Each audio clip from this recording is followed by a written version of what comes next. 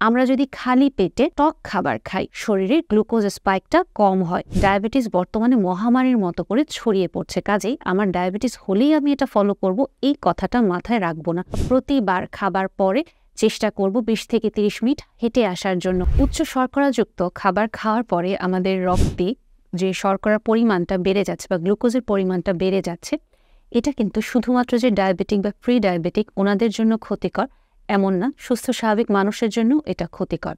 এই জন্য আমরা কিছু পদ্ধতি ব্যবহার করতে পারি, যার ফলশ্রুতিতে আমরা হয়তো হাই কার্বোহাইড্রেট ফুড ইনটেক করছি, তারপরেও আমাদের রক্তে যে গ্লুকোজ স্পাইকটা হওয়ার কথা বা রক্তে হুট করে যে শর্করার পরিমাণটা বেড়ে যাওয়ার কথা, এটা অত বেশি বাড়বে না, বরং এটা নিয়ন্ত্রণের ভেতরে থাকবে। আসলে এটা কেন নিয়ন্ত্রণ করা প্রয়োজন এটাও যদি একটু বলি, যে আমরা যখন হাই কার্বোহাইড্রেট মিল নিচ্ছি, আমাদের শরীরে ইনসুলিন নামের যে হরমোনটা আছে আমাদের গ্লুকোজের মাত্রা নিয়ন্ত্রণ করে রক্তে, ওকে তখন বেশি পরিমাণে নিঃসরণ করতে হয়। আমাদের প্যানক্রিয়াস ওকে বেশি মাত্রায় নিঃসরণ করছে যাতে ও গ্লুকোজটা আবার কোষের ভিতরে ঢুকিয়ে ফেলে, এবং অতিরিক্ত মাত্রায় যখন ইনসুলিন নিঃসরণ করতে হয় একটা পর্যায়ে কিন্তু বেশি কাজ করতে করতে আমাদের প্যানক্রিয়াস হাঁপিয়ে ওঠে এবং সে আর কাজ করতে পারে না এবং ইনসুলিন তখন আর নিঃসরণ করে না। অথবা যেটা হয় যে ইনসুলিনটা নিঃসরিত হলেও আমাদের শরীর ঠিকমতো কাজ করে না এবং এর ফলশ্রুতিতেই কিন্তু আমাদের ডায়াবেটিস হয়ে যায়। এবং ডায়াবেটিস বর্তমানে মহামারীর মতো করে ছড়িয়ে পড়ছে, কাজেই আমার ডায়াবেটিস হলেই আমি এটা ফলো করব এই কথাটা মাথায় রাখবো না, বরং এটা আমরা সবাই ফলো করার চেষ্টা করব।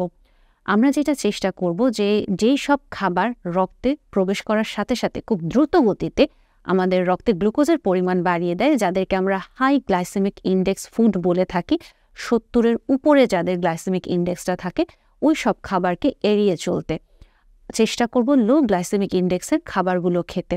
কিন্তু গ্লাইসেমিক ইন্ডেক্স টার্মটাও যে আসলে আলটিমেটলি খুব বেশি কনক্রিট একটা টার্ম এটাও না, কিছু ক্ষেত্রে এটাও একটু ভেগ। তাই আমরা এই গ্লাইসেমিক ইন্ডেক্স বাদেও অন্যান্য আর কোন কোন পদ্ধতি মেনে চলে আমাদের এই গ্লুকোজ স্পাইকটাকে নিয়ন্ত্রণ করতে পারি ওটা একটু বলি। সাধারণত বলা হচ্ছে যখন হাই কার্বোহাইড্রেট মিল আপনি রান্না করছেন, ওরকম যে কোনো উচ্চ শর্করা জাতীয় খাবার রান্না করার পরে আপনি যদি ফ্রিজে রাখেন এবং ঠান্ডা করে তারপরে ওটাকে আপনি নামিয়ে খান, তখন ওই কার্বোহাইড্রেটটা বা শর্করা জাতীয় খাবারটাকে ভাঙতে আপনার শরীরের অতিরিক্ত শক্তি খরচ করতে হচ্ছে, এবং ওই অতিরিক্ত শক্তি খরচ করার কারণেও ওই গ্লুকোজ স্পাইকটা আর হতে পারছে না। আরেকটা পদ্ধতি যেটা বলা হয় যে সরাসরি শুধুমাত্র উচ্চ শর্করা জাতীয় খাবার খাবেন না। তাহলে আমরা এটা কিভাবে খেতে পারি? মজার বিষয়, আমরা বাঙালিরা সাধারণত এই পদ্ধতি না জেনেই মনে হয় ফলো করি।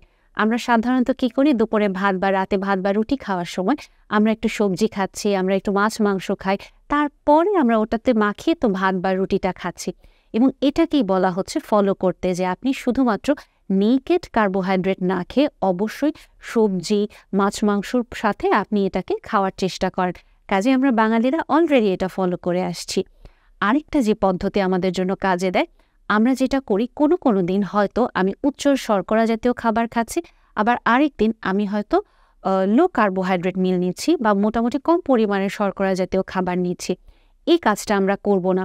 কারণ কি, আমার শরীর যখন সকালের নাস্তা, দুপুরের খাবার, রাতের খাবারে উচ্চ শর্করা জাতীয় খাবার খাচ্ছে, তখন যেটা হচ্ছে আমার শরীর প্রস্তুত যে ওকে বেশি পরিমাণে শর্করা নিয়ন্ত্রণ করতে হবে, কাজেই ও ওইভাবে কাজ করতে থাকে।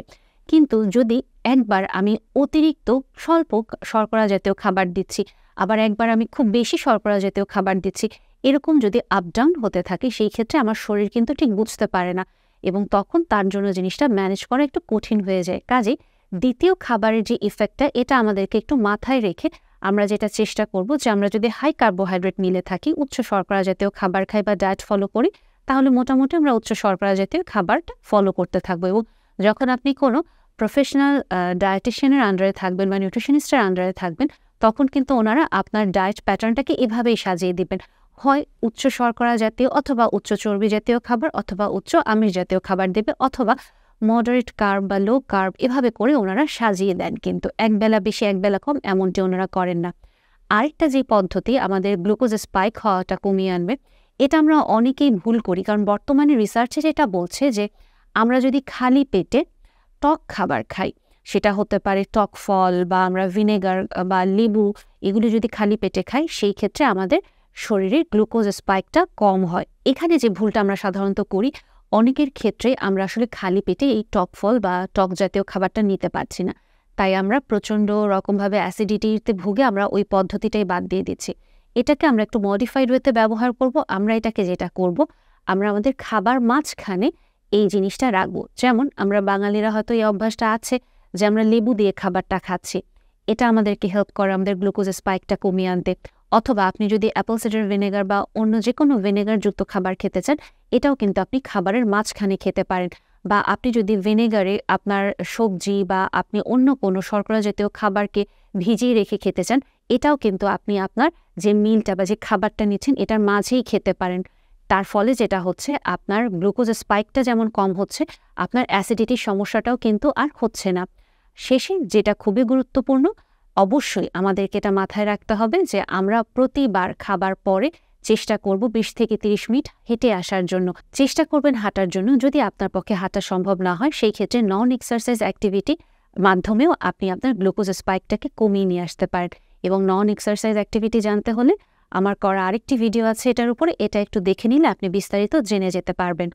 ওভারঅল আপনি যদি এই পদ্ধতিগুলো মেনে চলেন, তাহলে আপনি আপনার যে কোনো রকমের উচ্চ শর্করা জাতীয় খাবার খান, আপনার গ্লুকোজ স্পাইকটা বা রক্তে অতিরিক্ত পরিমাণে গ্লুকোজ বেড়ে যাওয়ার যে প্রবণতা থাকে, এটা আর বাড়বে না, বরং এটা নিয়ন্ত্রণের ভেতরেই থাকবে এবং আপনি সুন্দর করে কার্বোহাইড্রেট বা শর্করা জাতীয় খাবারটা খেতে পারবেন।